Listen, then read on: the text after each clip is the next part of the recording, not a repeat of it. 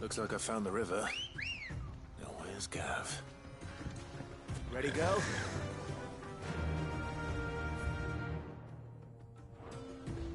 Yeah!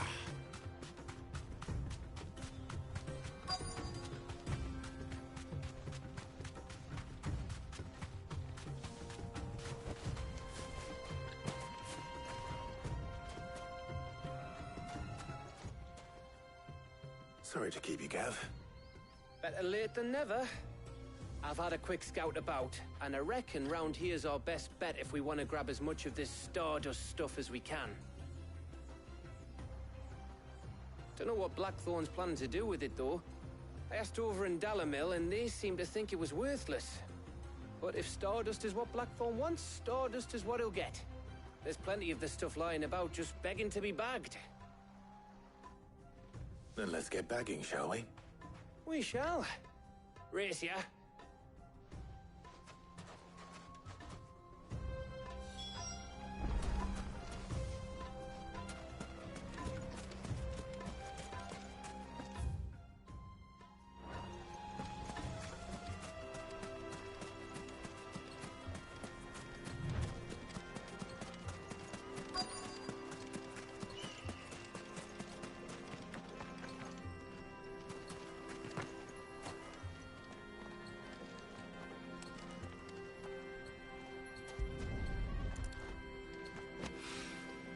So this is Stardust.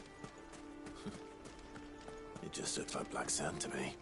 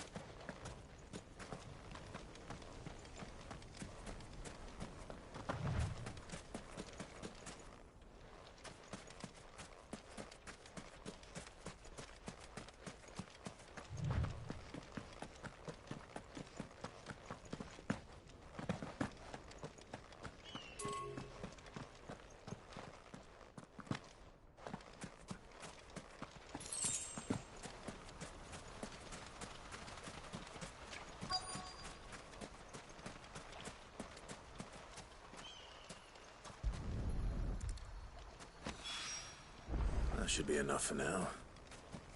Let's see how Gav's getting on.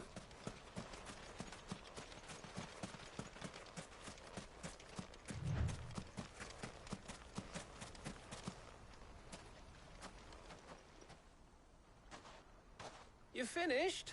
How much did you get? Enough. I hope.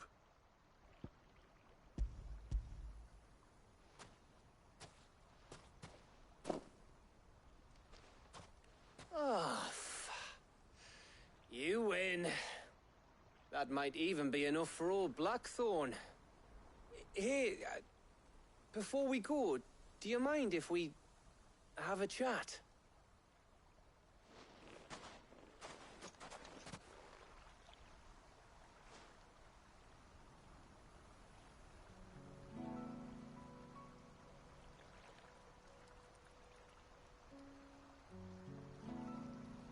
Feels like ages since we had the chance to talk. You know, man to man like. It does, doesn't it? Back when you first took Sid's name, we were talking all the time. Working out what to do in that. There was a lot to work out. And there still is. Those shoulders of yours starting to feel the strain. Hardly ever see you around the hideaway nowadays. Always on some errand or other. You can take a day off, you know. Says the man who spends most of his time behind enemy lines. Only 'cause you keep sending me there. I know I can count on you, Gav. Likewise.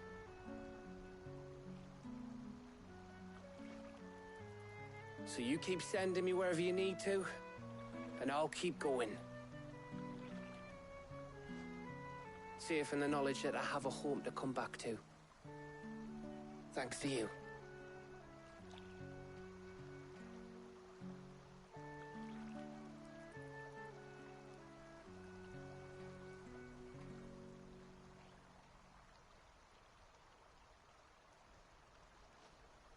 Right. That's enough soppy shite for one day. We'd better get this lot back to Blackthorn before he slings his hammer at someone. You go on ahead. And try to get some rest once you're there. Oh, I plan to. Believe you me. After Blackthorn gets what he needs, of course.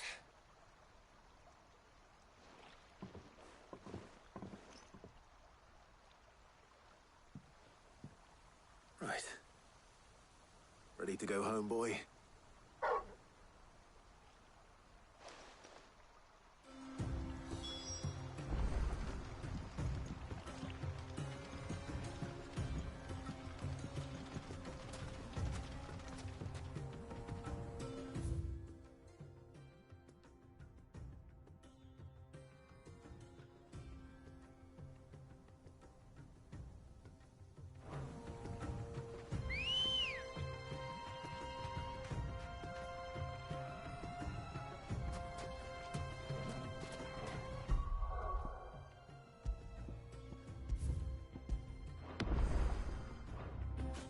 Come on.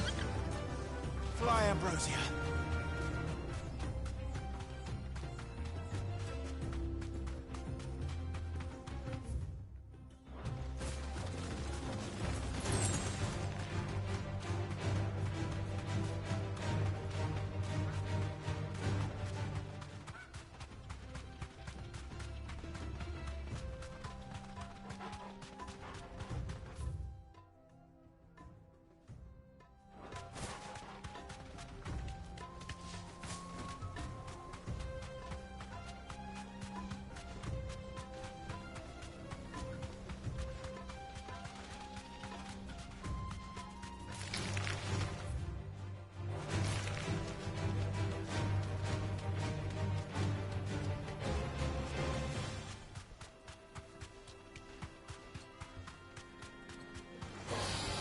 Mistakes.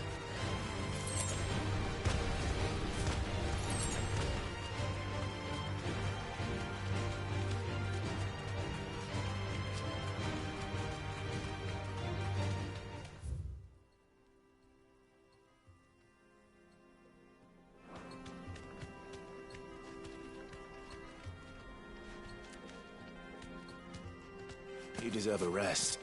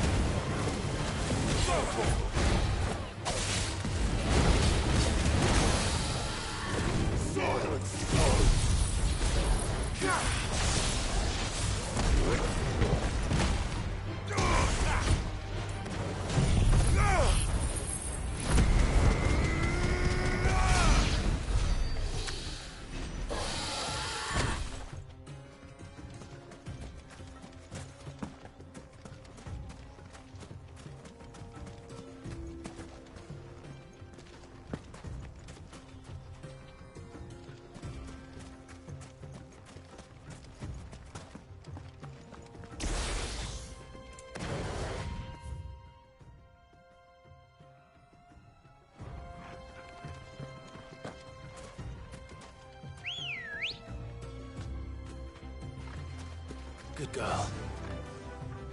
Yeah!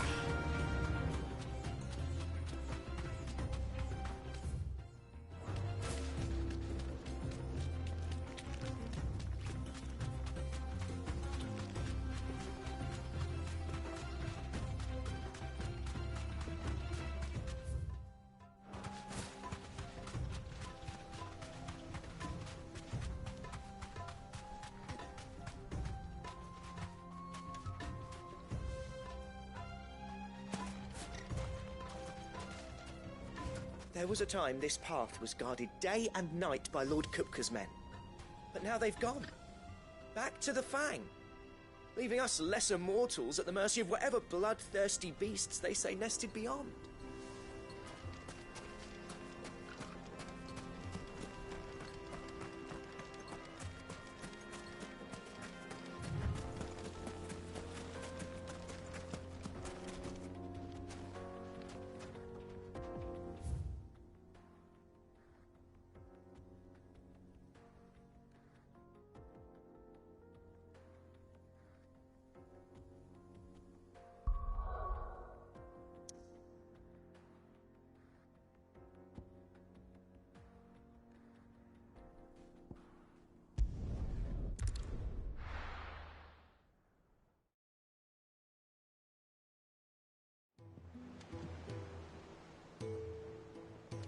Let's hope this is all Blackthorn needs.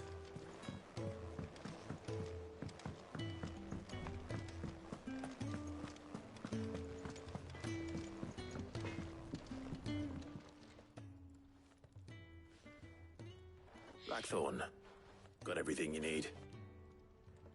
Yeah. Yeah, I do. Cheers for the Stardust. Should be enough to be getting on with. We should go out on maneuvers together more often. It beats sneaking around on your Todd all the time. I'll make a start on putting this thermal plating together then. It'll take some time, mind. So if you've got other things to be getting on with, I could do without you breathing down my neck. Thank you, Blackthorn. I'll let Mid know construction's underway.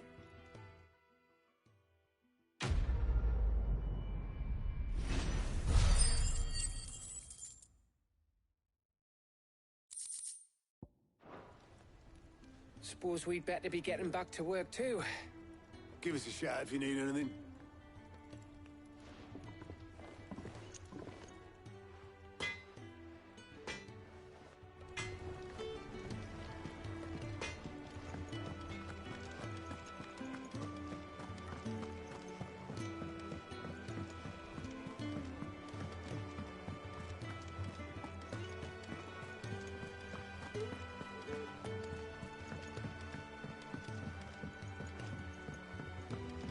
We're seeing troops amassing at every border post.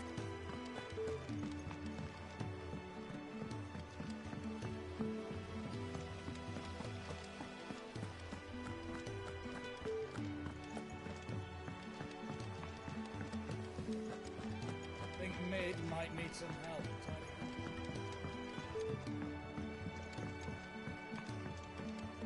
If I don't come up with something soon. You'll be pleased to hear that Blackthorn's started work on the plating. Excellent. 1 down, 2 to go. So, what's next? The helm, of course. For this, we'll be repurposing fallen scrap. Salvage from the ruins? I thought that material was all but impossible to work. Ah, but we don't have to. I'm sorry. Just so happens there's one particular ruin that's broken into exactly the right shape and size pieces for what we need. What's the name back there? I'll give you all the details. What's her name? Right.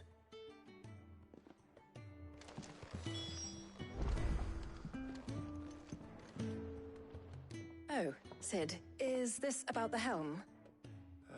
Yes. Mid said I should speak with you. I'll show you the plans then. Here you see the mithril engine, in which mithril is burned to generate heat. That heat is then harnessed to produce motive force. Excess heat is dealt with by means of the thermal displacement stack. which disperses it into the surrounding air. Now, were we to rely on thermal plating alone to achieve this effect, the rate of excess heat buildup would far exceed the displacement coefficient of the plating. In other words, the reactor would overheat and eventually explode. This is where the helm comes in. It connects to the plating, you see, and serves as a sort of thermal sink to absorb all that excess energy. Our experiments have shown that fallen ceramics are remarkably thermophilic. They can withstand and absorb levels of heat far above anything we are able to make today. And not only that, they're also waterproof and immune to rust, making them the perfect material for our protective hood. Why, if sea or rainwater were to enter the reactor proper, it would vaporize instantly.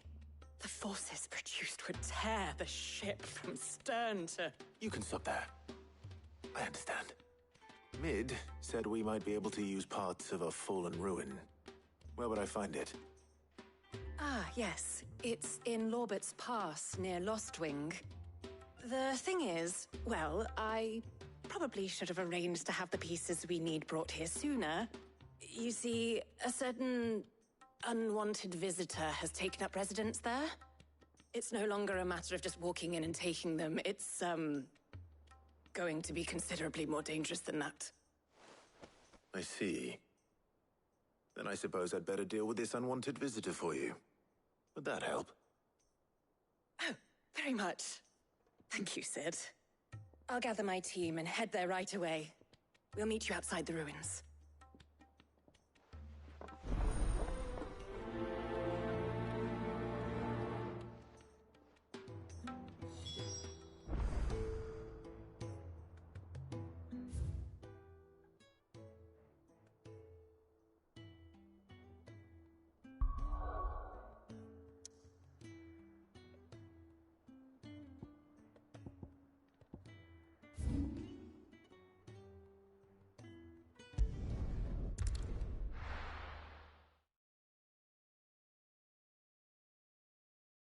I'll be taking you all to a storehouse in the Bales. Leave anything you don't need behind.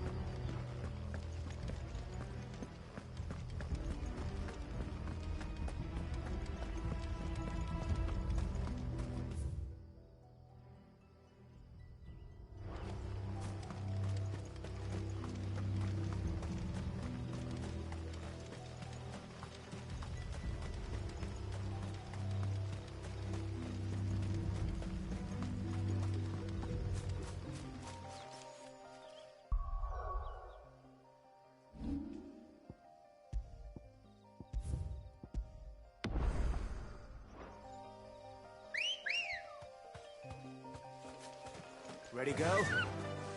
Faster!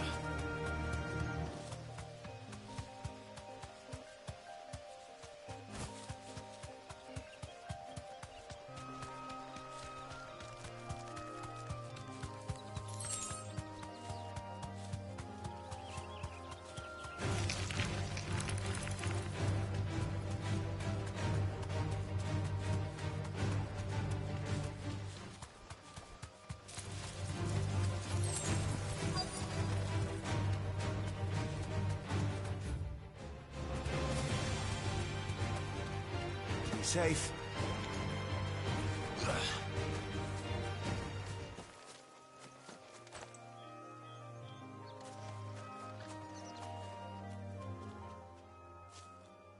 Oh, there you are, Sid. Thanks so much for coming. The, ruins are just over there, as is the creature I told you about, I'd imagine. Would you mind? Of course. I'll be right back.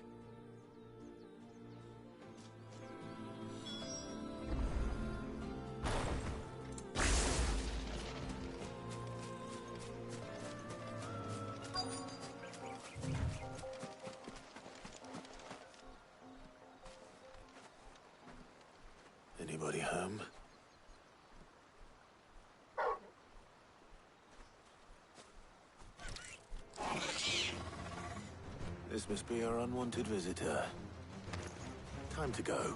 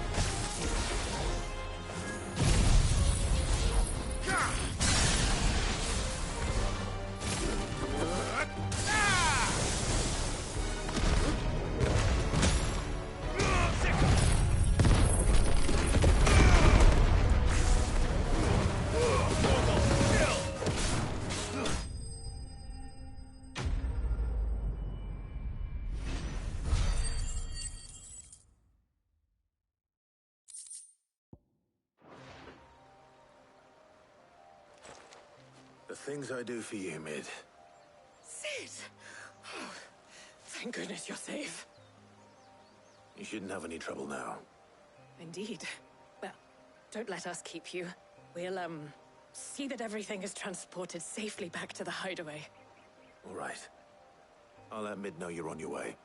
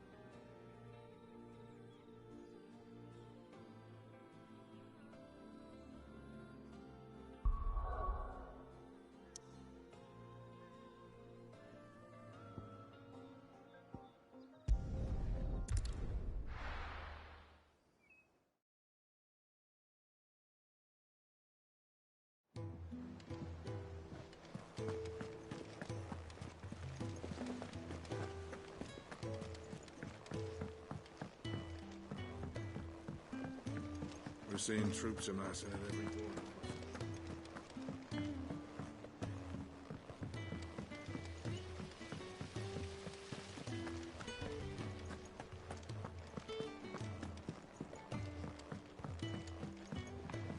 I think Mid might need some help tidying up. If I don't come up with something soon. Mid. Helena has recovered the material for the helm. She'll be along shortly. Excellent. Another job well done. And just one remaining. Right. Right, the shielding. This one's a bit of a bugger. How so? The plating's enough to stop the engines going pop, but those things will still be spitting out enough fire to set the rest of the ship ablaze. Which is why you need proper shielding. A prison for the dragon's breath that's blazing away inside. I thought a triple thick layer of tempered steel might do it.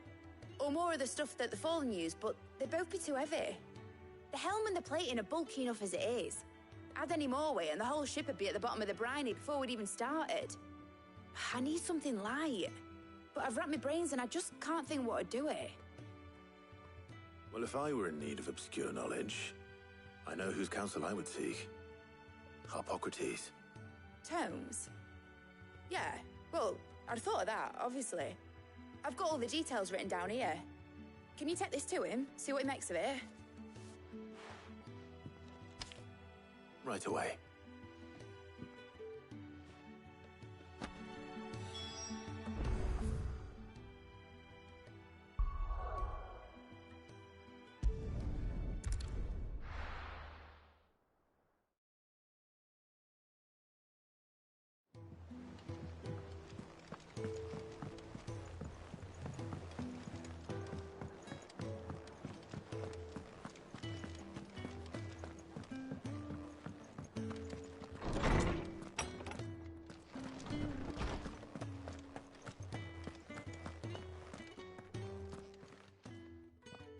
Harpocrates, do you have a moment? For you, Clive, always. Well, actually, it's for Mid this time. Could you take a look at this?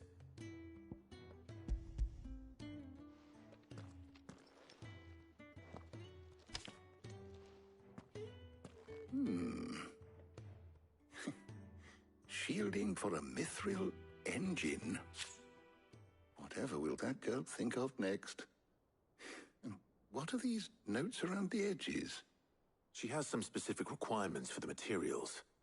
The shielding needs to be able to resist extreme heat on the inside, and yet remain cool enough on the outside not to set the ship alight, while also being light enough not to sink it. As you can imagine, she's struggling to find anything that meets her needs. I see. I wondered if you might know of a solution, or if you might be able to search the records for one. Perhaps it is not a different material she requires, but a different approach. What do you mean?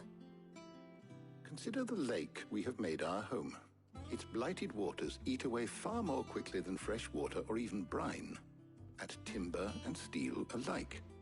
And yet, we have made a home here from those very materials nonetheless. We have. But Bardolph must varnish every board twice over to keep it from rotting. And Obelus complains that without a constant supply of pitch. I see. Early Gregorian histories speak of a preparation known as moon dew. It is said to be able to resist even the most ferocious flames. Before the dragoons tamed the worms and wyverns of the realm, nobles would daub their castle walls with it in order to guard against dragonfire. So if we could recreate it...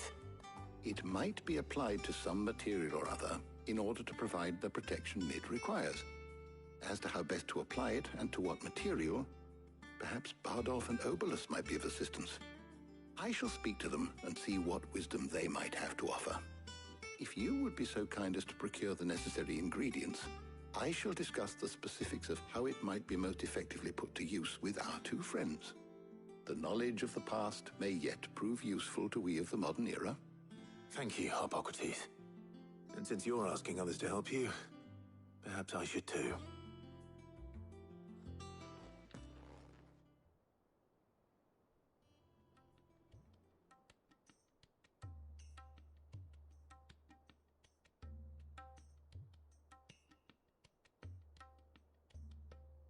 So you need a hand, do you? We do. I'll be heading to market for the ingredients we need. I could do with some help. And some company, too. The other can assist me in researching how best to prepare the shielding itself. Can we count on your aid? Always. Well, if Jill's game. Thank you. I am sure either of these fine young minds would prove indispensable in my research.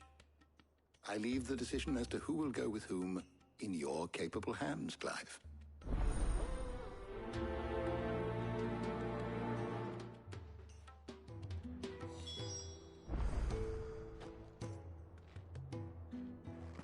Shielding that guards against even the most ferocious flames. I could have done with some of that on Drustinus. I doubt I would have survived that place with or without it.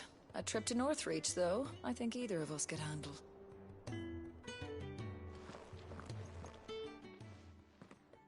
So, Clive, have you made your decision? Who will accompany you on your little excursion? Very well. So then, what do we need to find? I have taken the liberty of preparing a list. Here. White chocobo eggs. Pepio nuts. Are you sure this list is right? Everything on here seems very edible. I would have thought the ingredients would be a little more exotic. Though these items may seem mundane, they have potent effects that are rarely exploited. Effects for which they were once highly prized. So much so, in fact, that they were harvested almost to extinction, hence moon dews having fallen from favor. Now, of course, they can be obtained with ease. You should be able to find everything you need at the market in Northreach. Is that so? I've been meaning to visit Northreach anyway. I'll set out now. Join me there when you're ready. I will. Until then. You two enjoy yourselves. You too, Talia.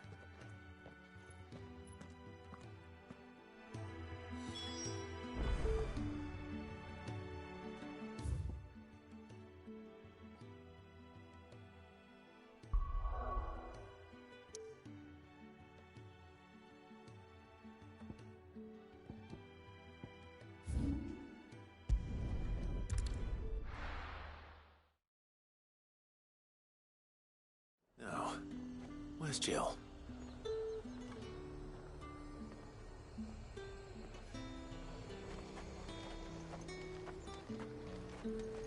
And what can I do for you?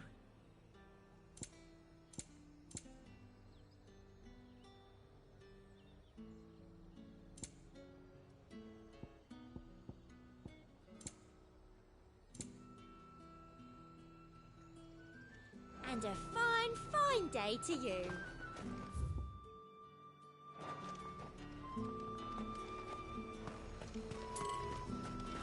Slavers don't even bother with Northreach now.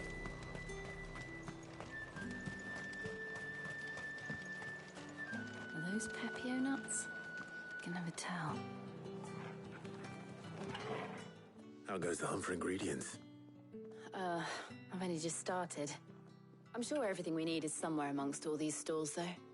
Why don't we split up and see? We'll take a couple of ingredients each. All right. What am I looking for? How about you look for the Pepio nuts and some garlic?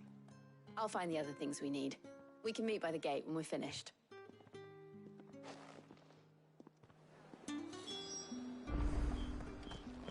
Up! You'll not find a bruised pippin in the... Fresh cuts! Come and get them before they're gone. We haven't much, but you're free to look.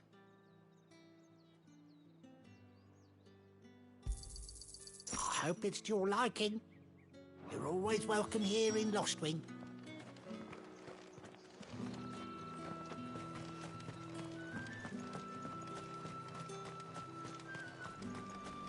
There's talk.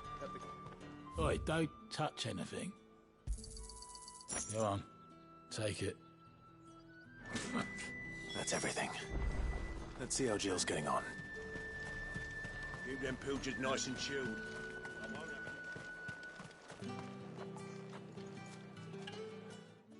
Did you find everything? I did. Here.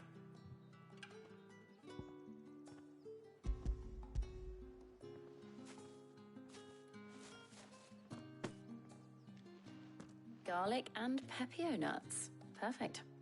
Now all that remains is for Harpocrates to somehow turn all this into what Mid needs to keep her engine cool.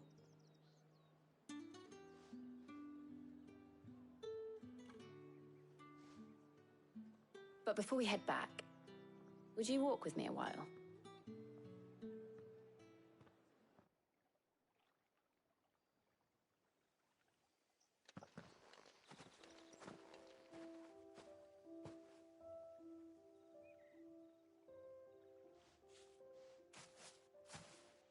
Thank you for asking me to help you today.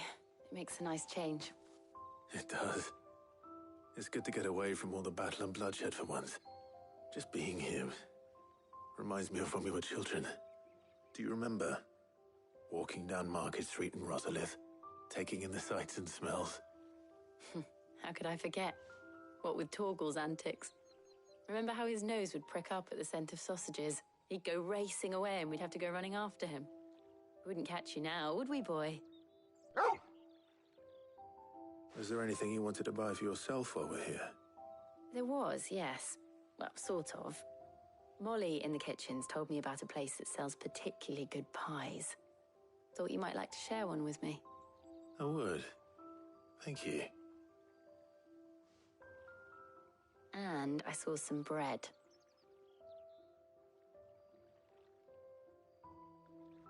Big white cobs like the baker back in Rosalith used to make. What do you think?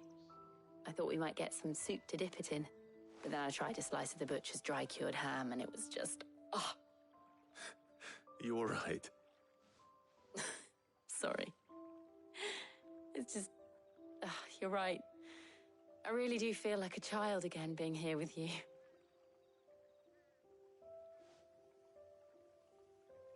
Clive. Is it wrong of me to enjoy this? No, Jill. This is how life should be. And it's how our lives will be when our work is finally done. When we can live on our own terms. I hope so. Thank you, Clive.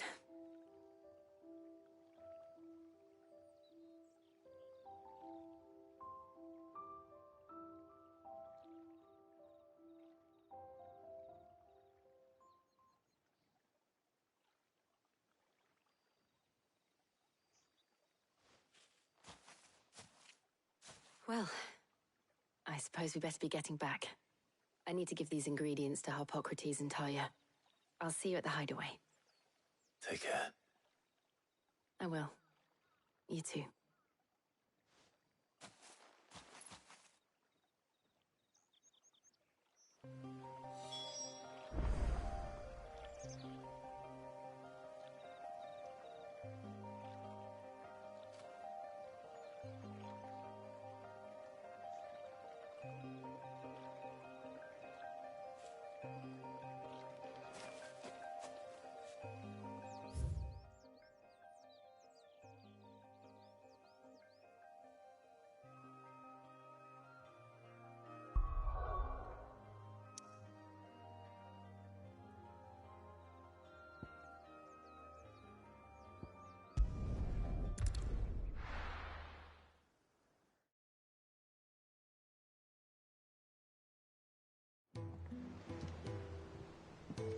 I wonder how Harpocrates is getting on with the moon dew.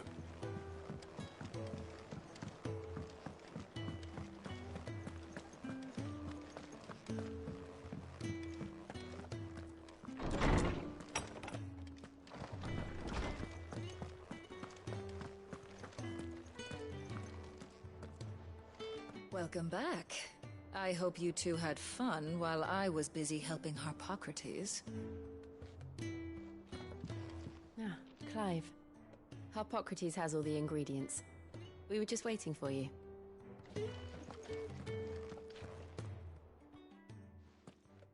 How's work on the shielding progressing, Harpocrates? Well, very well indeed. And thanks in no small part to your kind assistance.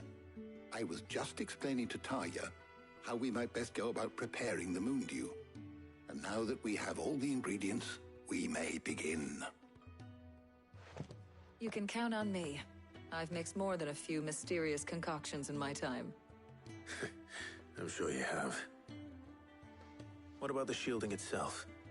Work is underway, under the watchful eyes of Bardolph and Obolus. Apparently, it'll be ready soon. Thank you. All of you. Right then. Jill, would you join me in the infirmary? Many hands make light work and all that. Of course.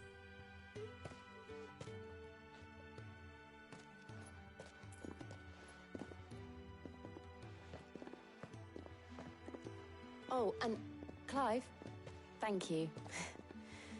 It was nice just being with you.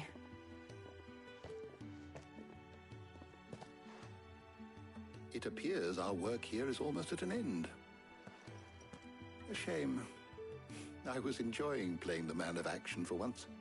When both the shielding and the moon dew are ready, it will merely be a matter of applying the one to the other. Followed by a rigorous process of testing and retesting, of course.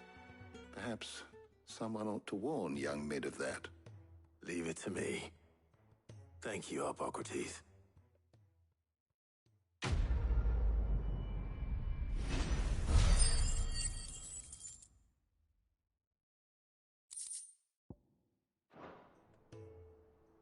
Well, I better go and give Mid the good news then.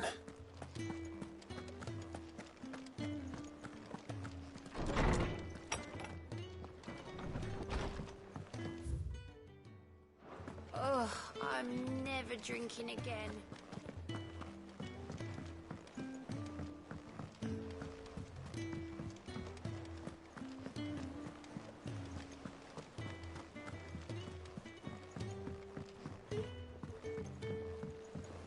We're seeing troops amassing at every border.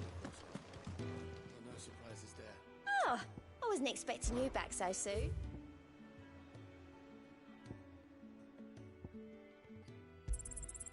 Here you are.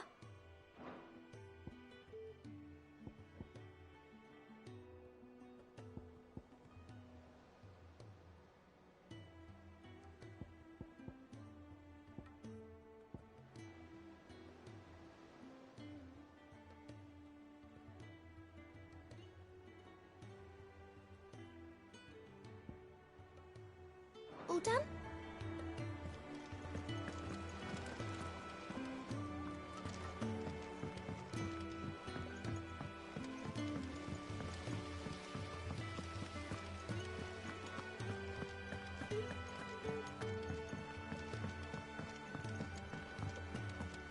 I think Mid might need some help.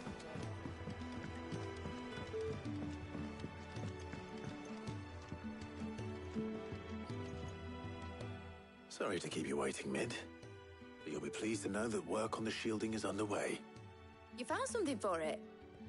In a manner of speaking, Harpocrates knew of a substance that's highly resistant to heat. A coating that should provide the protection you need. He's supervising the construction and testing of the shielding as we speak. Brilliant! I knew you wouldn't let me down. Don't thank me. I'm just the errand boy. Right then, better start working out how to bolt all these bits together. To the Black Hammer!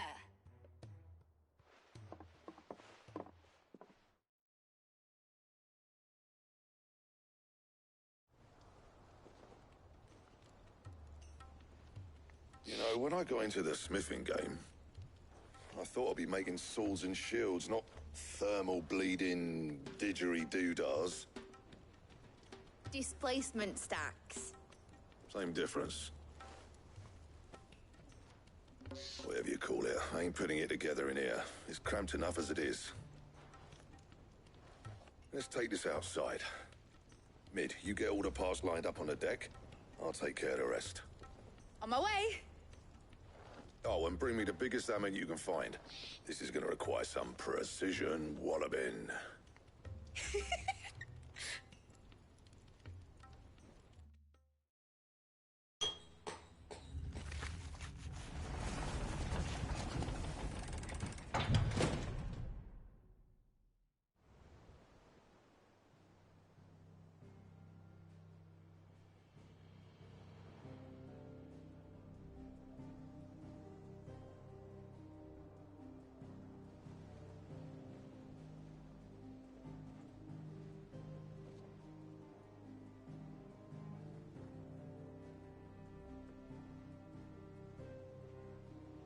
It's finished! It's finally finished! Thank fuck for that. I'll be feeling my hammer arm for weeks. Thank you, Clive, Blackthorn, everyone. That's one down and just 3 more to go. I'm sorry? Oh, didn't I tell you? The Enterprise has 4 mithril engines, and we'll be needing a displacement stack for each. You don't mean... Don't worry. Now they've got a finished one to work off. My gang in Canva can build the rest.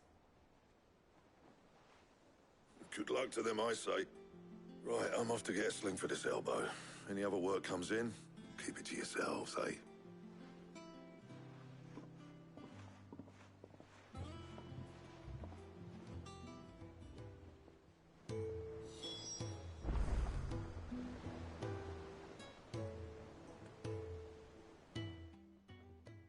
What's the matter?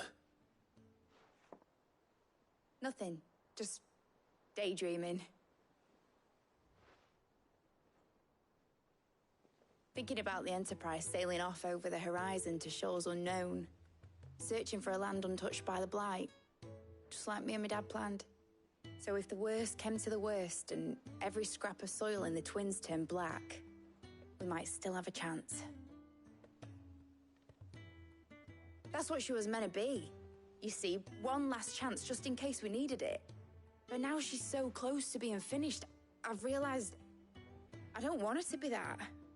I don't want her to be just a lifeboat for us to cling to if things get desperate. I want people to sail aboard her by choice, not from the lack of it. In a world where we're not just trying to survive, but where we can actually live. I'm working on that. And I'll do everything I can to get you what you want. Don't you always? All right. My mind's made up. As soon as the Enterprise is fit to sail, I'm putting her under your command. Sod our plans, I'm trusting in yours. Are you sure about this? Something tells me it's what my dad would have wanted. He'd be proud of you. You were gonna visit his grave, weren't you? I was. And you can come too now that your little project is finished. Right. There's just one thing I need to finish up first. Won't be a mo. All right. I'll let Otto know you're coming. Meet us in the mess when you're ready. Aye, aye, Captain.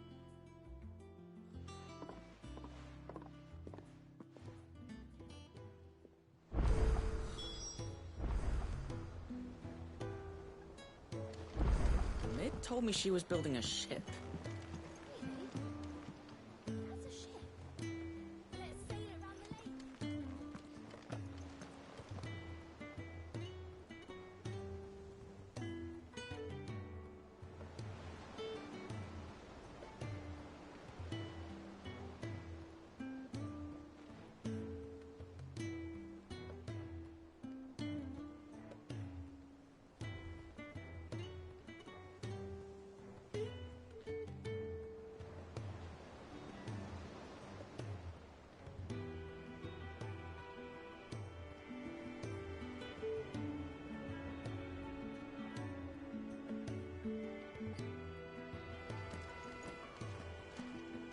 Right, Clive. Asterix. Mid finished sending half the hideaway traipsing across the twins, has she? I swear, that girl'd do anything to put off visiting her old dad's grave. No excuses now, though, eh? Not quite. She said there was one final thing she had to take care of. I'm sure she'll be finished soon enough. She said that? In those words? She did, yes. Clive? Were you born yesterday or something? There is no thing. She'll probably be halfway to Canva by now. Mid. I might still be able to catch her.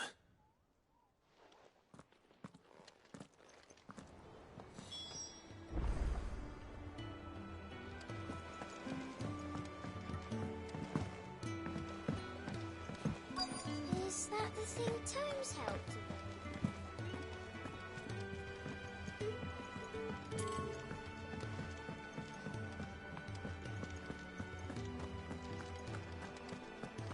He cracked the crystal too.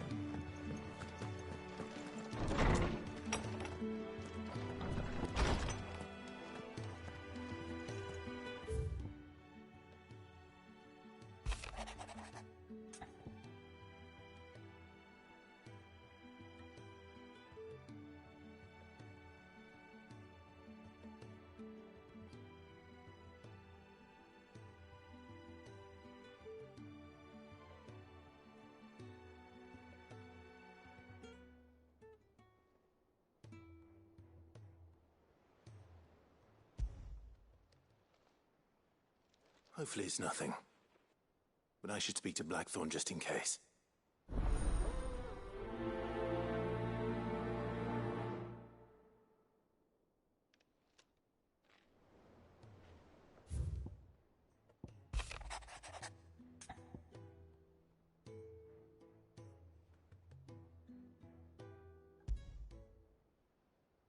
What could be wrong with Torgor?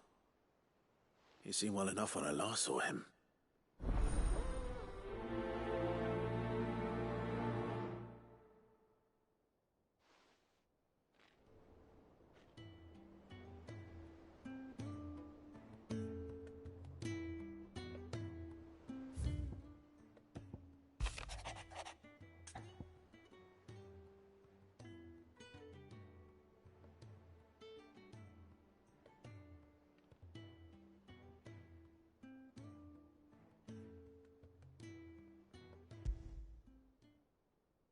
Trouble with the ledgers.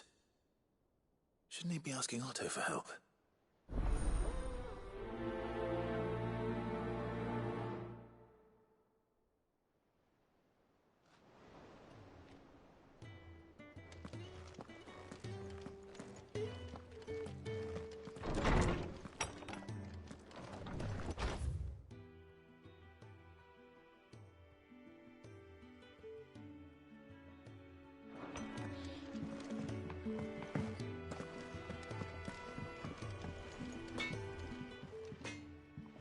Blackthorn, do you have a moment? Not really, no. This won't take long. I just wanted to ask how you're getting on. August was worried about you, that you might still be doubting your craft, even after learning the trick of that cuirass. Is there something else weighing on your mind? Perhaps sharing your thoughts might help. That bastard's like a dog with a bone. Still, he's got a keen eye, I'll give him that. He's just, well, Karen showed me something. Something I've never seen before. And that was? A sword. An odd-looking thing with a single-edged blade. The metal itself wasn't anything to write home about, but fuck me, the edge on it. You could slice a man clean in two with a weapon like that, and he'd be halfway home before he even realised he'd been cut. So that's what's troubling you? No. Not troubling me exactly. More distracting. Can't stop thinking, how do you get an edge that sharp? It's driving me mad. And if you knew how to do it, we could arm the curse breakers with even better blades. That's about the size of it, yeah. I'll see what I can find out. Sharper swords are always welcome. And we can't have our master blacksmith being distracted. You're a soft touch, you know that. But I can't say I'm not grateful for it. Good luck, eh? Thank you. Let's see what Karen knows about this sword.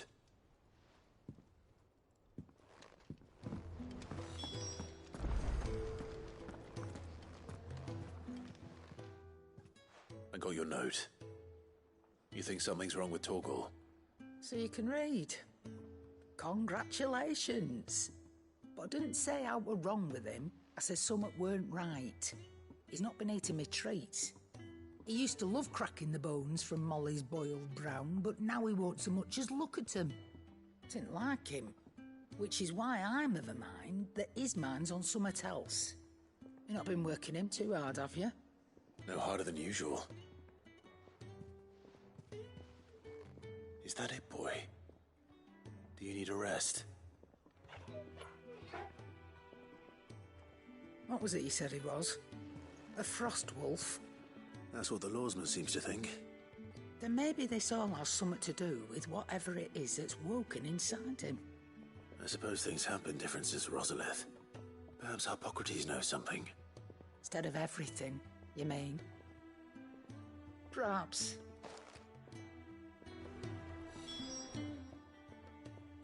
You're looking well, Karen.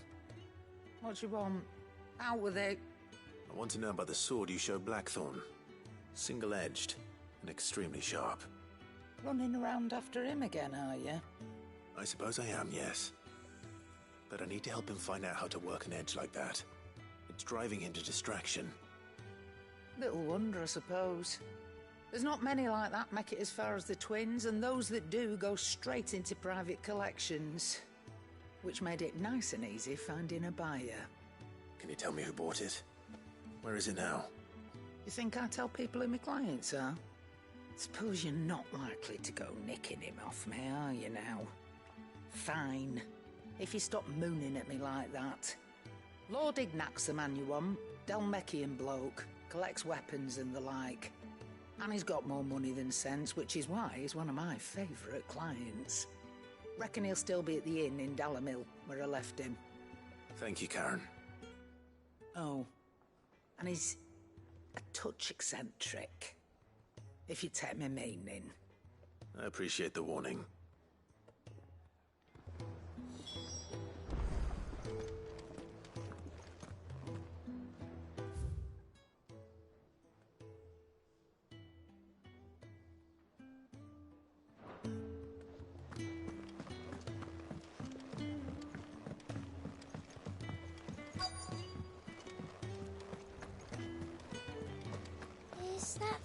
Holmes helped. Mid told me she was building a ship.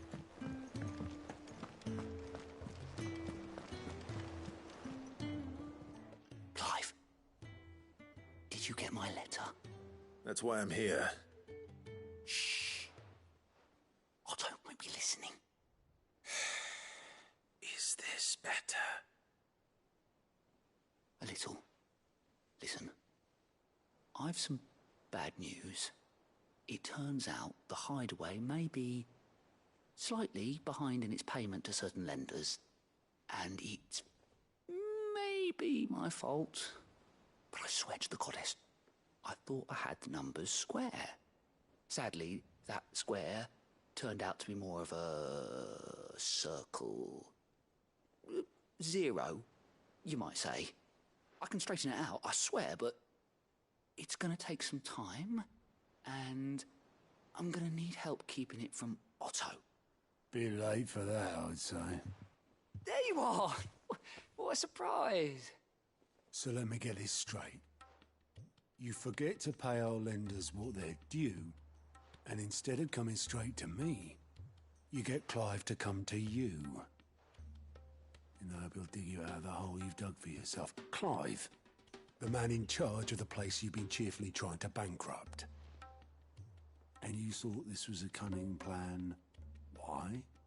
Well, who needs paying? Oh, just Martha. And the dame.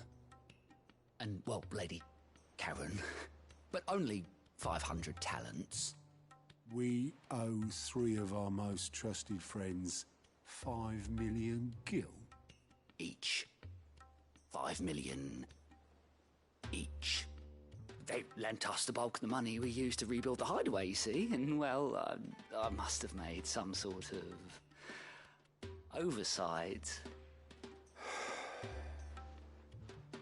Those ledgers were my responsibility, and it was my decision to entrust them to you. This is my fault. Do we have that much to hand? I can always ask my uncle. No, we don't. And no, you won't. We've lightened Lord Rossfield's purse enough. After the king's ransom we had off him, he deserves better than to see our begging bowl.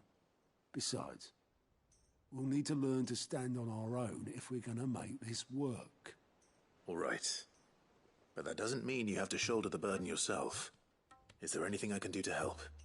There might be. How'd you fancy taking these to Martha and the dame? Rocks. Rocks, he says. Worth 1,000 talents apiece, these are. A little something Sid and I set aside for when times got lean. And I reckon 15 million in overdue debt probably qualifies. I just hope our associates' eyes are a bit more discerning than yours. I'm sure they will be. Should be me making the rounds, really. But you know how it is with this place. Orders to bark, arses to wipe, and all that. I know. Which is why I don't mind going in your place. Go. Do you know why I only gave Master Clive here 2 star rubies? Because you'd rather Lady Karen killed me. Because I'd rather Lady Karen killed you. Yes. Well, I suppose this is goodbye then. Don't worry. I'm sure Karen will understand. Really? Do you think so? No, I don't.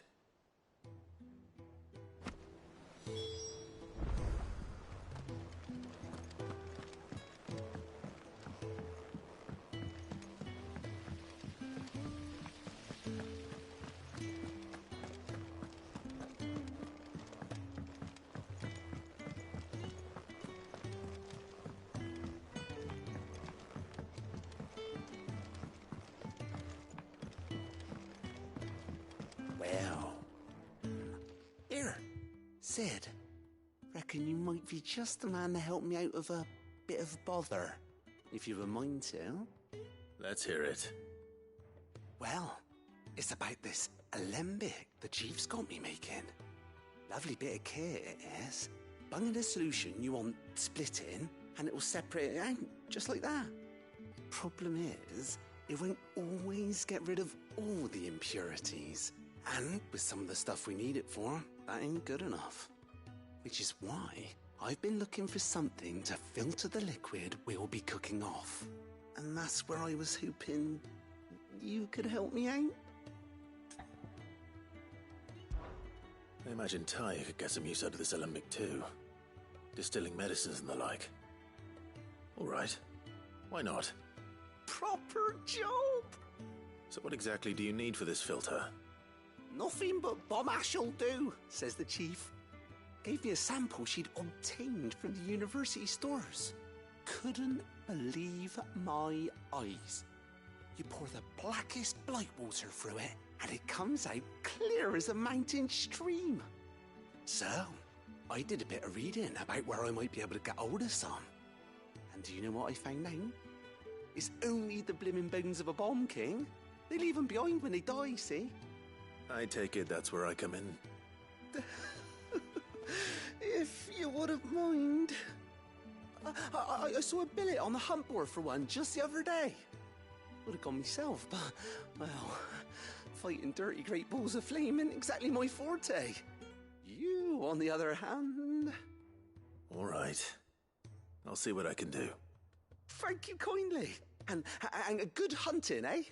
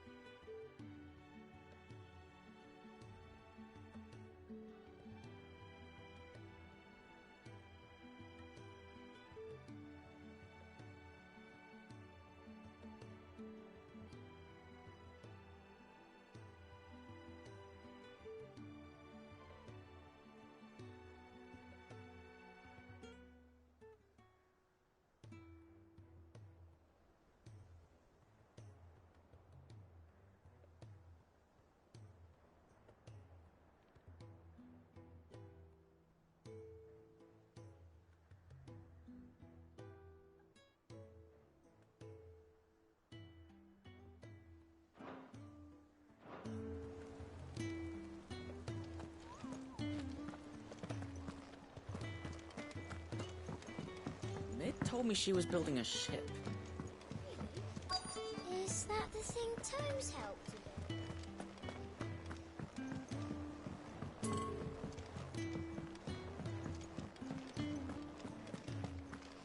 Oh, I'm never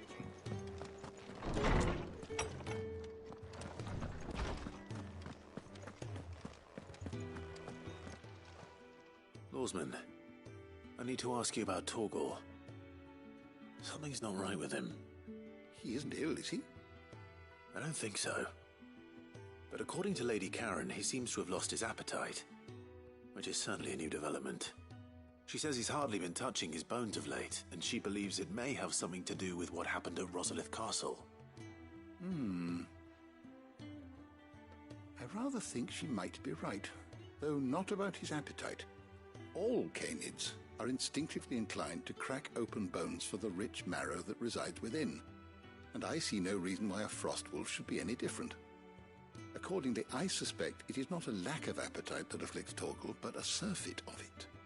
If we assume that his newfound magics require additional nourishment to sustain, it may well be that the bones Lady Karen is accustomed to providing are no longer sufficient. Frostwolves, after all, habitually prey upon far larger animals, whose bones may yield altogether different nutrients. As to where one might find a suitable substitute, some antelopes that graze the meadows of eastern Rosaria have been known to grow to a size more than double that of their lesser cousins. I don't recall ever seeing any that large. And little wonder. The oldest and largest such creatures rarely leave the safety of the highlands for fear of predators. The last elder antelope sighting I recall hearing about took place near Cressida, and that was long before the village was abandoned. Even so, it seems like a good place to start. Good hunting, Clive.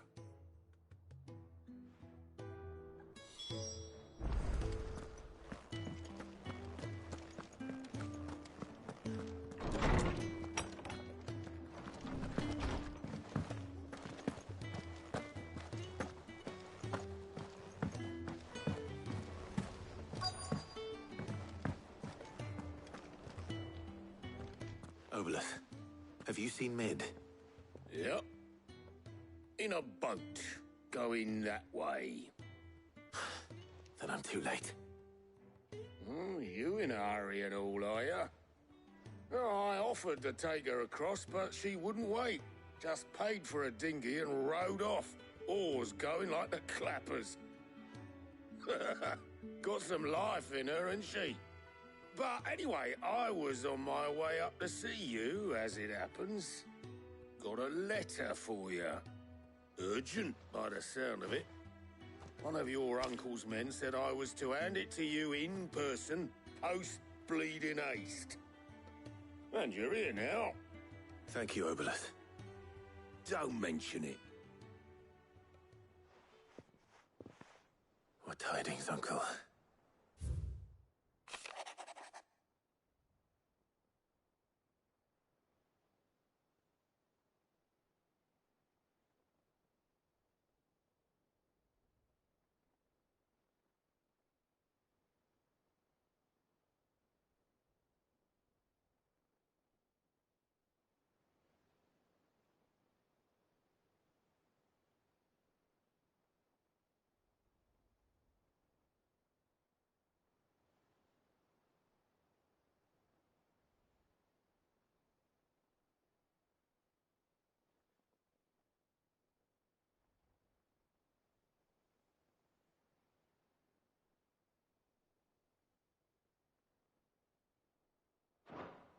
Trouble in Canva.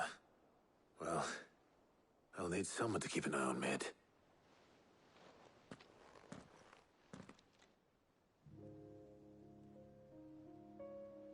So what? Mid got us to do all the dirty work and then just sailed off into the sunset? It, seems that way. Well, nothing we can do about it now. But next time you plan on visiting Sid, you might want to tie her to something before you suggest it. Ah, don't be so hard on her. Got to admit, the dirty work was kind of fun. Everyone pitching in, all that bollocks. Just like when we built this place. You're right. Anyway, we all set to head to the old hideaway. I could do with getting to Canva pretty sharpish. Wouldn't do to keep Lord Rosfield of the Seven High Houses waiting now, would it? Not after he asked for me personally. Gav will be leaving with me. Will you mind the place while we're gone? You can count on me. Just be sure to give Sid and the others my regards. All right. Oh, by the way, Jill will be joining us too. She's got some things to take care of, but she'll meet us there. I hope she's telling the truth at least.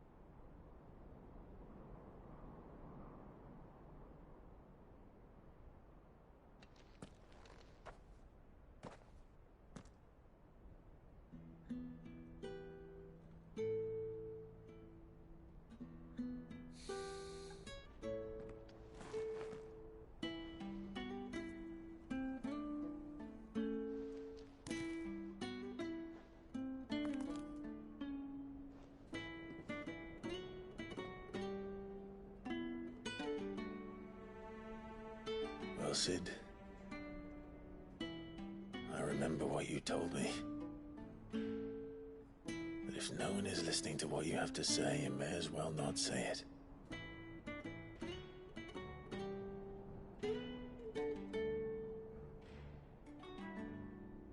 But I will say this, old friend. Hugo Cooker is gone. His shadow looms over us no longer. It's a pity the Phoenix can't be in two places at once. If he'd have been with us, maybe he could have done something for the lost. Not even the Phoenix can bring people back from the dead. Life has a beginning and an end. So we must live while we have the chance. And not as slaves to the crystals, but as free men. May we join you?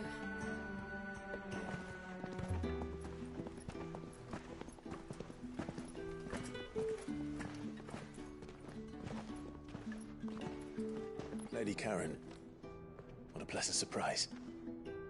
I thought I'd drop by and see how you were all doing before heading off to restock my supplies.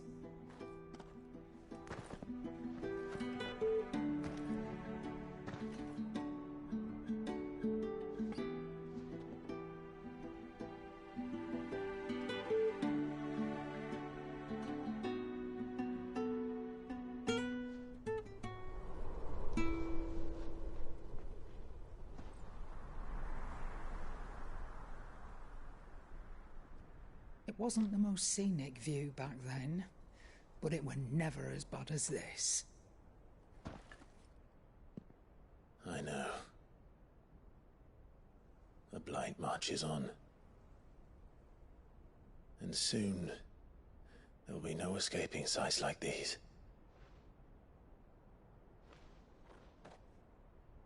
So our mission remains unchanged.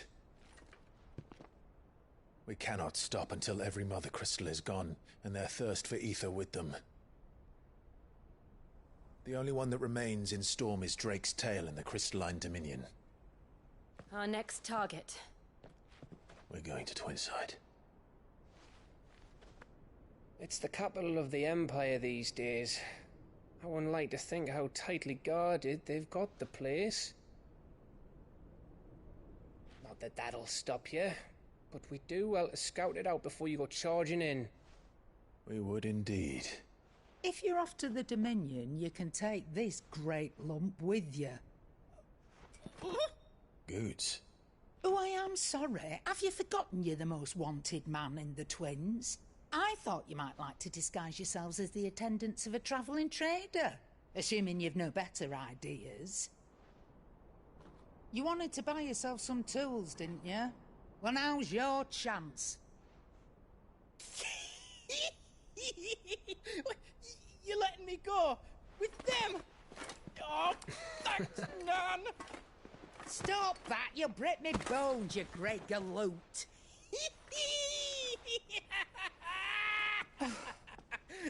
There's a caravan that runs back and forth between the Dominion and the Bocklad markets. It's managed by the Merchants Guild. Just show them Goots's traders pass and you'll be on your way. It'll be a damn sight less risky than footing it the length of the Crystal Road. That's for sure. Thank you, Karen. And glad to have you with us, Goots. Okay then. I'll get me things and I'll meet yous there. See yous down in Bocklad. Get off! Me poor fingers! Jill, you're with me. Understood.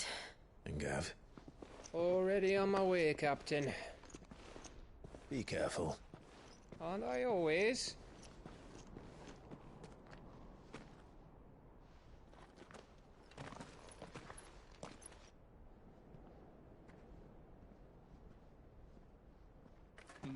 Do you see that, Sid? Your protege's making a proper little outlaw of himself.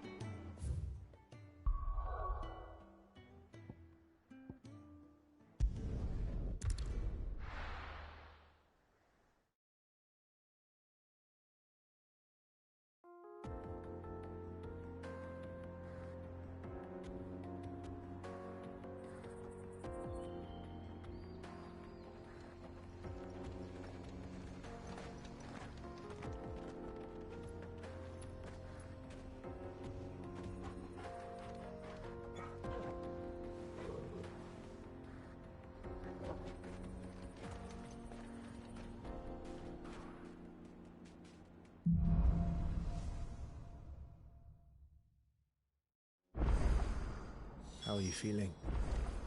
Better. Thanks to Taya. I'm glad to hear it. And Torgal helped too. Didn't you, boy?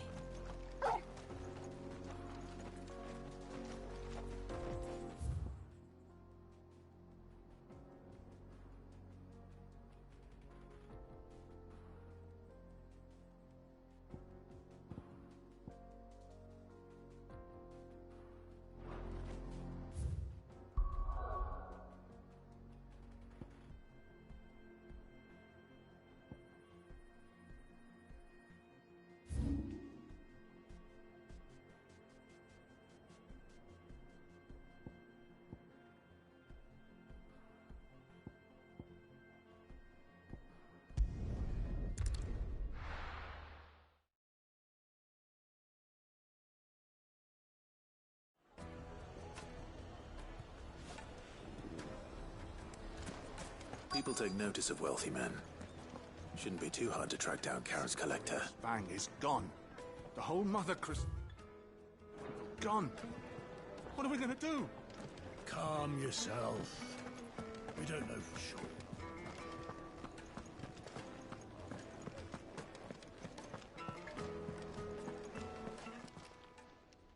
My reputation will be ruined. Ruined! Calm yourself, Lord Ignac, I beg of you, before you do yourself a mischief. Pardon the intrusion, but... Out! Get out! I paid for these rooms so I wouldn't be disturbed. Leave me be! Please, allow me to apologize. His lordship is going through a difficult time, and he's never been fond of guests arriving unannounced. Radim! Get rid of the filthy oaf this instant! Very good, Lord Ignac. Would you mind stepping outside for a moment?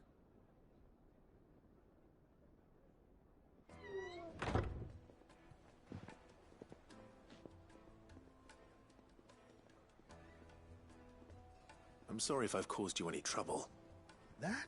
No. That's just how his lordship is. Though the morning's events have left him somewhat fractious. He has been dispossessed of his luggage, you see. The thieves also made away with a considerable amount of coin. Coin the innkeeper will soon be keen to collect. I don't suppose a certain blade was among the stolen items. A single-edged sword. It was purchased from a merchant friend of mine. Ah, you know Lady Karen. Yes, I'm afraid it was. Then I'll retrieve Lord Ignac's luggage. But I have one condition. You have but to state it. You are welcome to anything that is within my power to grant. I want an audience with Lord Ignac.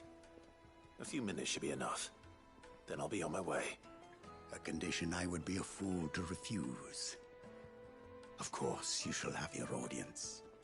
I don't suppose you saw where the thieves went? I did not, no. Though some discreet inquiries made on his lordship's behalf mean that I know where you might find them. The bandit's bed. Every ill-gotten coin in Dalamil is said to pass through that disreputable corner of the Valcroy. And that's where I'm heading. I shall speak to Lord Ignac in your absence, and arrange for an audience upon your triumphant return. That will be very kind of you. Farewell, and best of luck.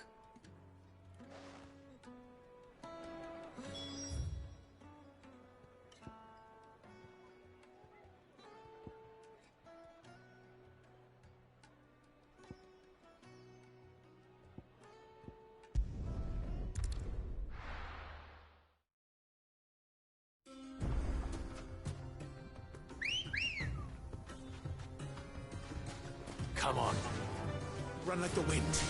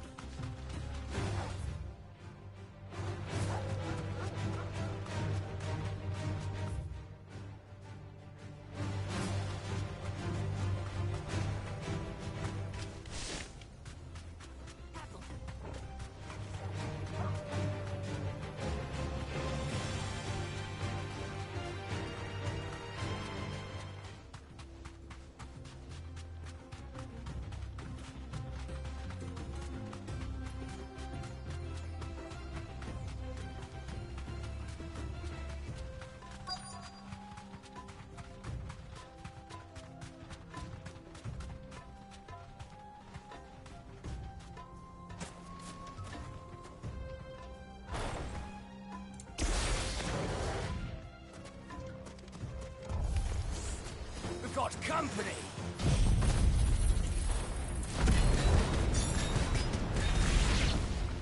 Come on, lads, let's tear the bastard's head off!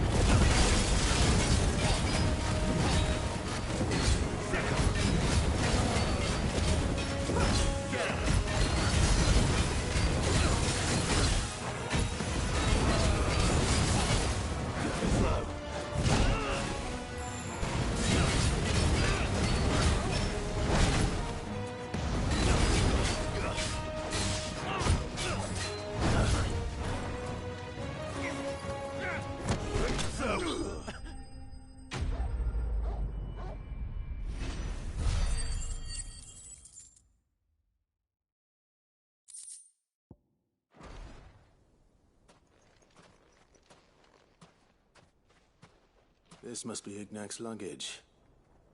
Nothing seems to be damaged. All right. Let's get it back to Dalamil.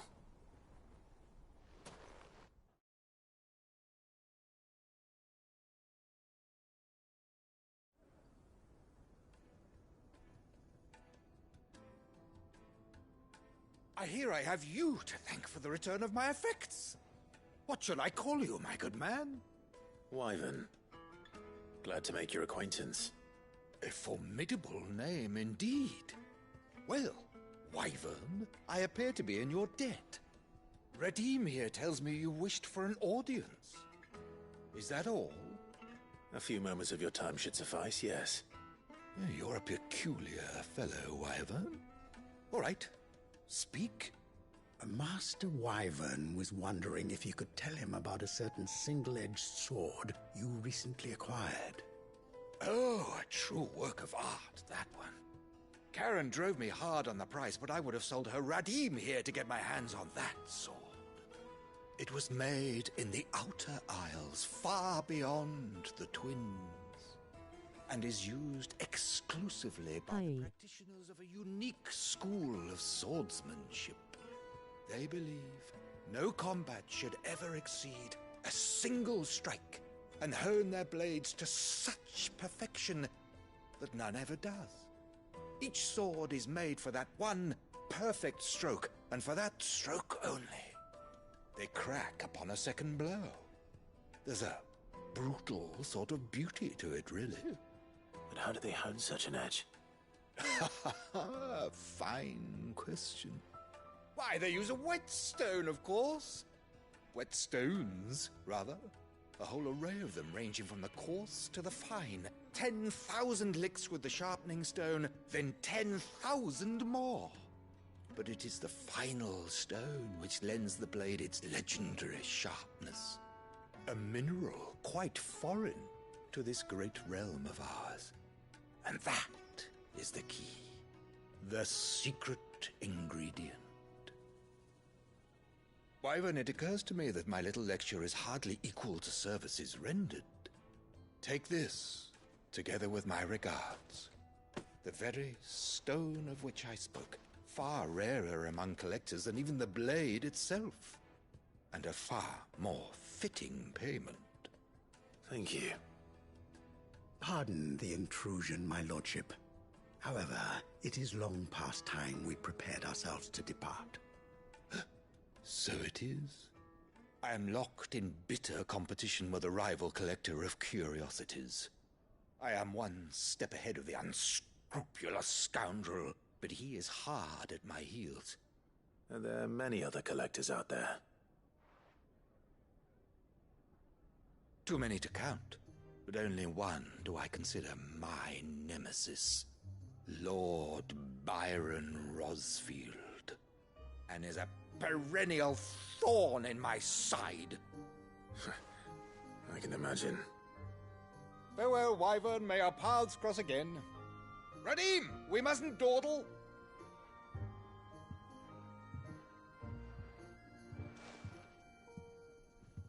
I think his lordship is rather taken with you, Master Wyvern. Thank you again for your assistance. Coming, my lordship. I'll be right there.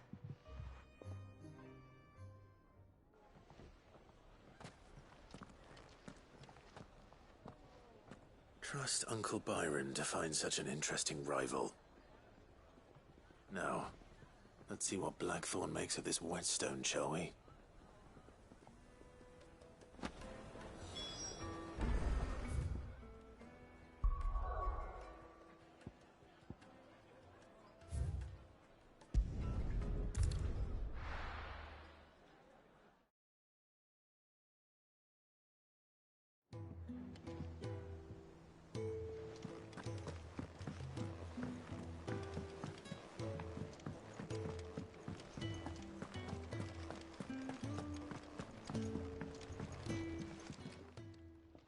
Sorry for the wait, but hopefully you'll agree it was worth it. You learned something about that sword, then? I did better than that.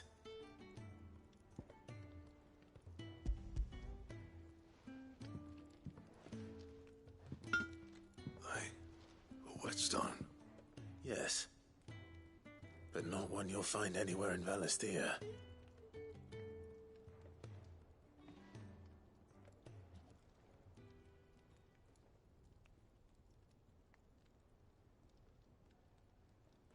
No wonder I couldn't get the same finish on the grinding wheel. One hit and all done, eh? Might not be so bad if all you ever fought were duels. But good luck on the battlefield. Your second opponent would be your last, no matter how good you were. Even so, is there some way it could be used to give the curse breakers an edge? I think so, yeah. With this whetstone and the right kind of steel, I could probably even make a twin of the blade that rattled me. But there'd be no replacing this little rock once I worn it down to a sliver. I reckon we get a dozen swords from it, if that. Swords that the curse breakers wouldn't know how to wield properly, and that would see them through a single fire piece. Nah, no point trying to copy that thing. Be about as much use as a wax anvil. But finishing our blades with a whetstone this fine, now that's something to consider. And what's finer than fallen masonry, eh? Or more hard-wearing, for that matter. Just imagine it. Good Valisthean steel with an edge as sharp as any found in the Outer Isles. I won't make a copy, nah. I'll make something much better. I'm sure the curse breakers will be delighted. Just don't push yourself too hard. Don't you worry about me, sunshine. I've been working day and night since I was half your age, and I'll still be here when you're long gone. Hey, thanks, Clive. I mean it. I owe you one, August too. It's good to know someone's looking out for me. He'll be happy to hear you said that. And I'll see that my debt to you's paid. First new blade I make's got your name on it. You come and find me when you've got the materials. All right. I will.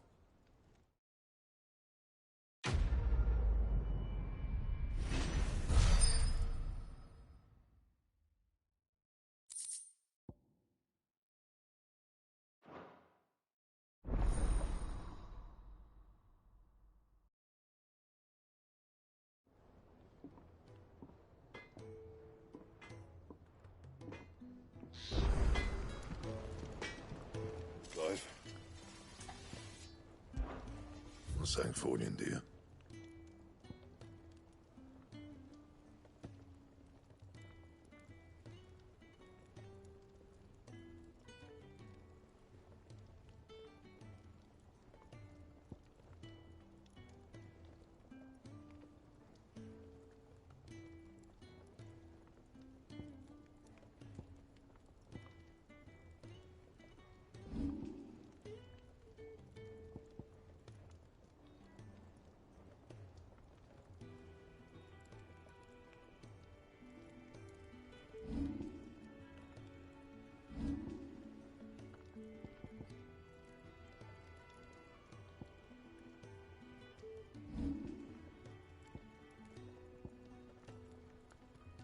Anything else?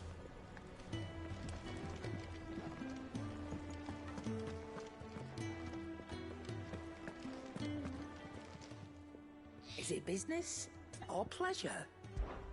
If you're gonna buy something, be quick about it.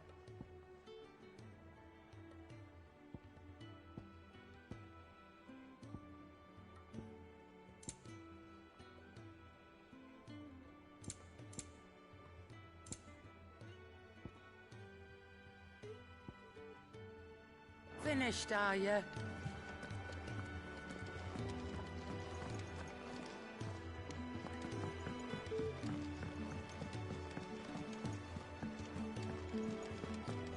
We need to find a way into Drake's tail. And we will. Together, this time. Is that the thing Tomes helped you with? Mid told me she was building a ship.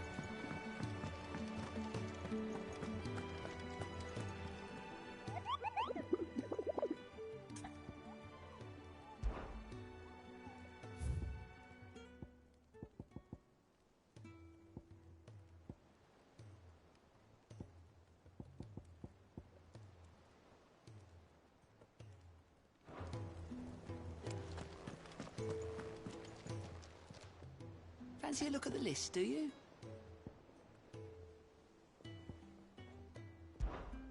Anything catch your eye?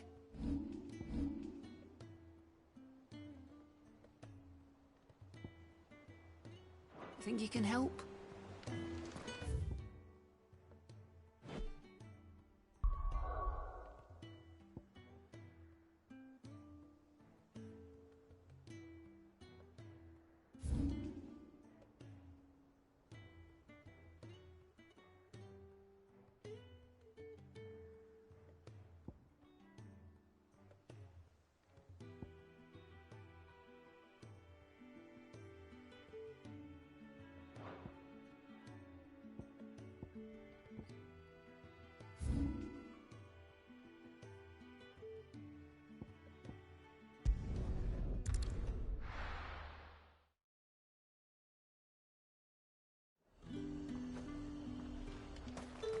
There's talk at the glass. How the hell is anyone supposed to...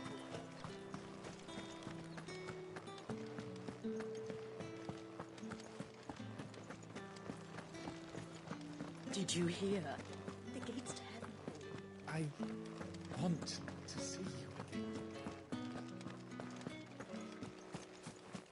What am I going to do without Sweetwater and Olive Talc? Milady, I come bearing gifts. Gifts? Whatever is the occasion.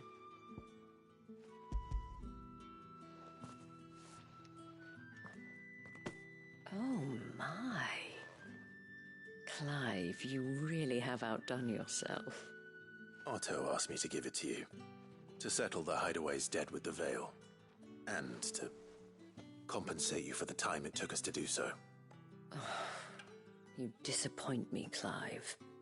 I thought you might finally be warming to me. Tell Otto he can keep his baubles. I tried to tell him as much the first time around. The man owes me nothing, nor does the Hideaway. My contribution to the restoration effort was made freely and willingly. It was the least I could do. You once told me Sid did you a kindness. I'd like to do the same. Please, accept it. For my sake. And for Otto's. For all of us. For all you've done. It is rather fetching, isn't it? Very well. Otto is lucky to have you, Clive. I doubt anything could ever replace his son. But you and the others at the Hideaway are the closest thing he has to family. Otto had a son. Long ago, yes. Sid told me Otto lost him when he was just a boy, and blamed himself for not being able to stop it. I don't know how it happened, whether there was anything he could have done, but it was clear that it weighed heavily on him. I didn't know. How could you have? I doubt anyone did. Besides Sid, I've never met a man more keen to bear his sorrows in stoic silence. An ill habit, given that both have always been surrounded by friends desperate to help them. I'm beginning to see that.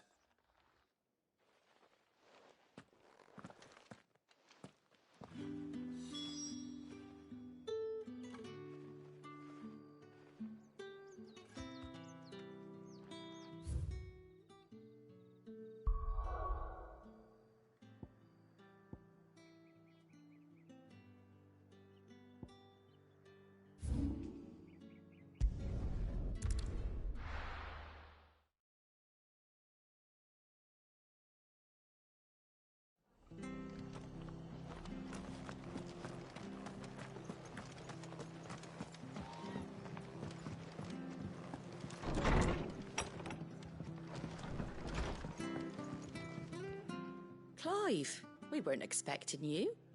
I wasn't expecting to be here, but it seems we still owe you a considerable amount of coin for your help with our rebuilding efforts. And though I doubt it's what you were expecting, we were hoping you'd take this as payment.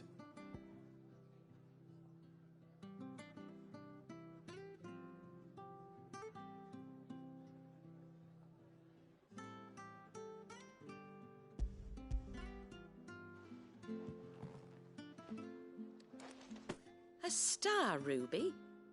I can't accept this. It's worth at least twice what you owe me.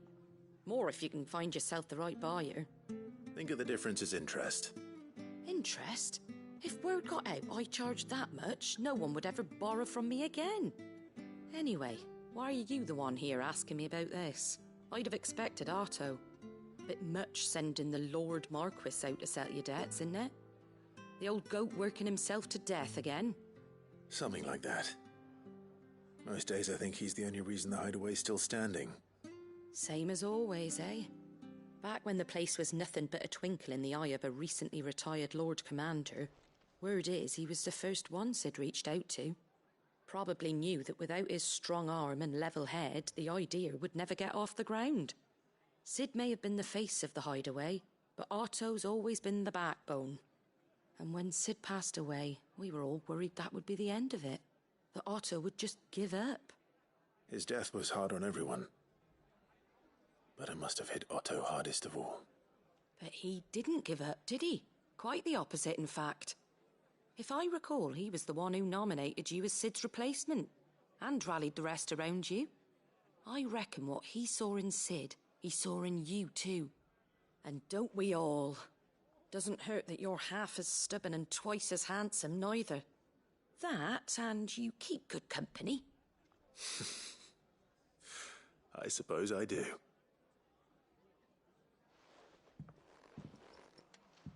Goat will want to know the stones were delivered, if he's still with us.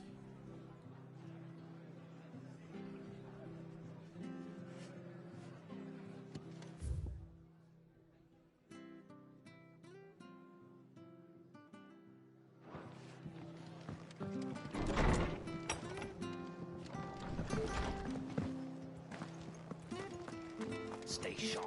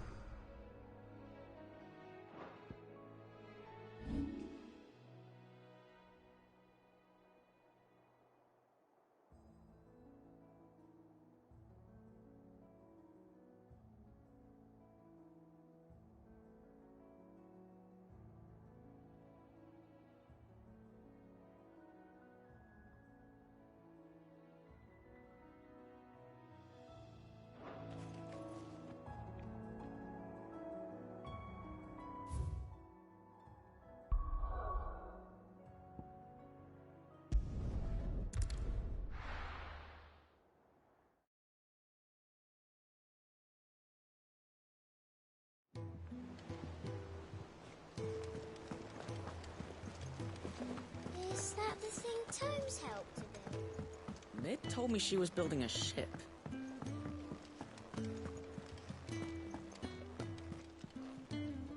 Goat. Still alive, I see. So Lady Karen accepted the ruby. Ah, about that. I tried my best, but she was just too stubborn to take it. She threw it right back in my face, in fact, and told me I could stick my stupid stone where the sun don't shine. Karen refused payment. I hope it wasn't something I said. I'm sure you were as tactful as ever. Let me see what I can do. Oh, wonderful. I hope you have better luck than I did.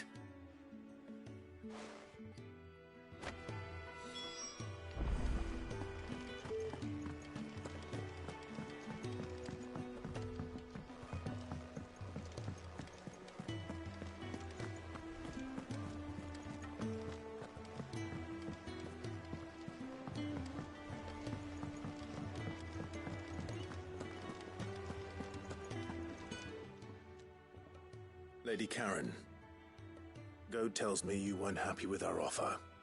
Would you prefer the debt was repaid in coin? What debt? I don't recall lending any of you like me hard-earned gil. I may have tossed a talent or two in the hideaway's coffers, but those were donations, and you can hardly call it charity if you go asking for it back. Of course not. But one good turn deserves another. And our circumstances have changed. Surely you wouldn't shun the gratitude of a pauper who happened to have become a prince. Oh, so you're a prince now, are you? Fine. But I'm selling it and taking what I'm owed, then you're getting the rest whether you like it or not.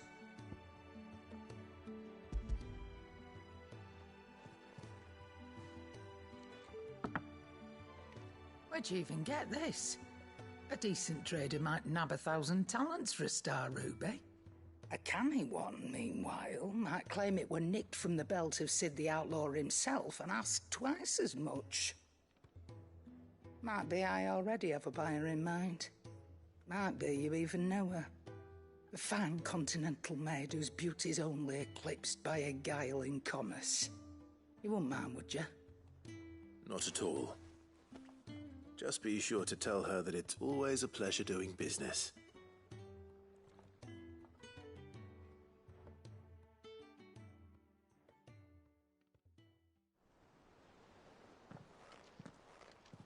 I hear you ended up delivering all 3 stones. Thanks to this lump. I sometimes wonder what I pay you for. Speaking of which, I still haven't been paid last month's wages. Oh, so you remember what's owed to you then? Get your ass behind that disc of yours and don't get up before those ledgers are square. Right away.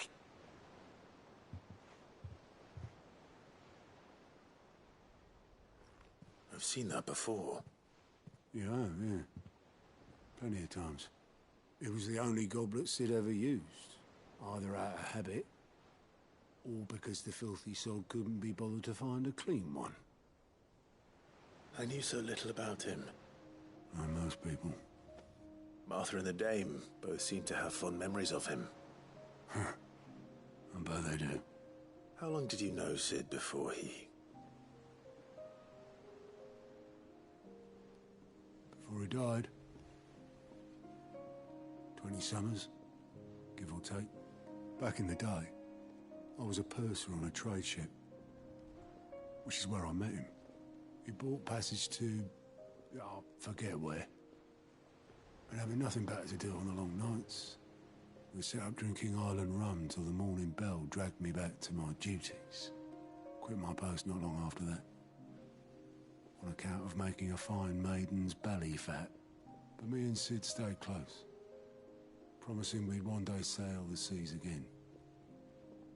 That was before fate stepped in and said she was having none of it. The magic woke inside my son soon after his first name day, and there was no hiding his knack. Couldn't you and your family have... My family were the ones who summoned the constable, wanted the monster taken away. I couldn't turn my back on him, forget what I felt, and I couldn't for the life of me understand how they could. Luckily, Sid was of the same mind as me. It was him who stood beside me when all I wanted was to tear the whole world down. Him who cried for me when I had no tears left of my own. Him who swore he'd do everything he could to stop it from happening again.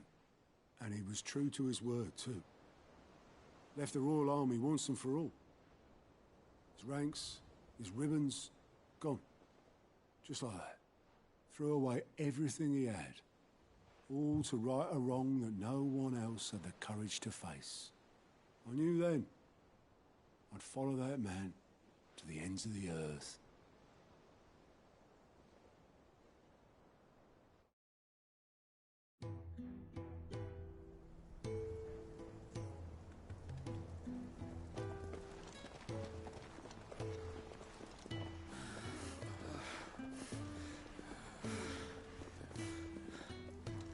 He was always too clever for his own good, was Sid. Saw the world for what it really was, while the rest of us were content to go along with the lie we were shown.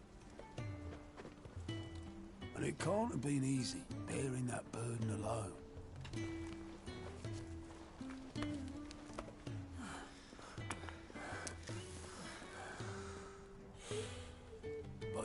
let it stop him. He never lost faith in what he believed was right. And that gave us faith in him. Faith he'd steer us true. So I swore to myself that I'd always be right behind him, ready to catch the stubborn sod, if ever he should fall.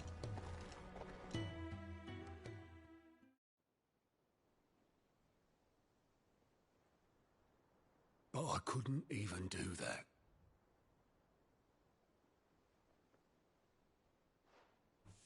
Ignore me. Just the ramblings of a tired old man.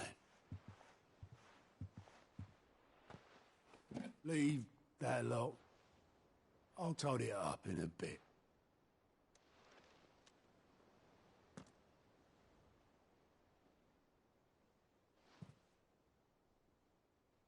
This is Sid's handwriting.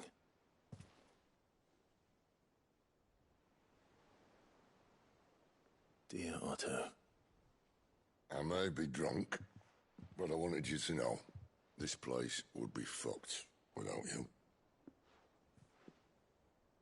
Love you, you grumpy old sod.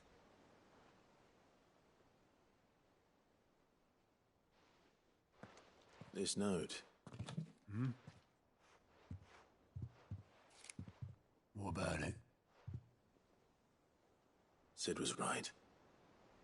Without you, we'd all be lost.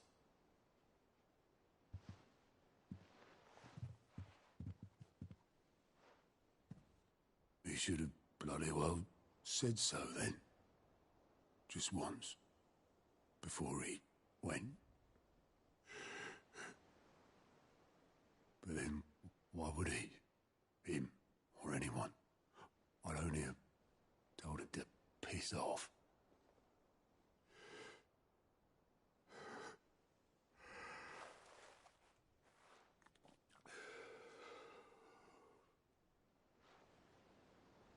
You're wrong, though.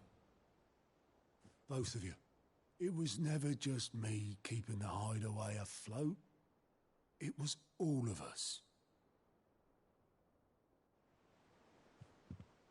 I just shoved people in the right direction. I barely seem to be able to do that anymore.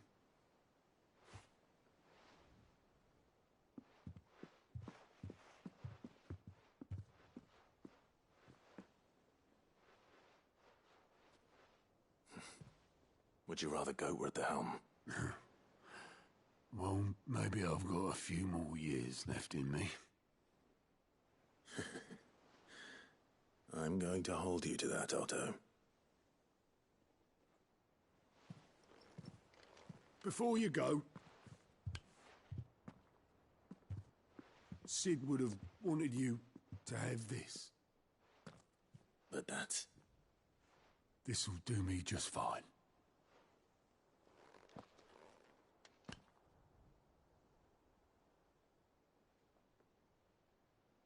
Thanks for the ray of sunshine.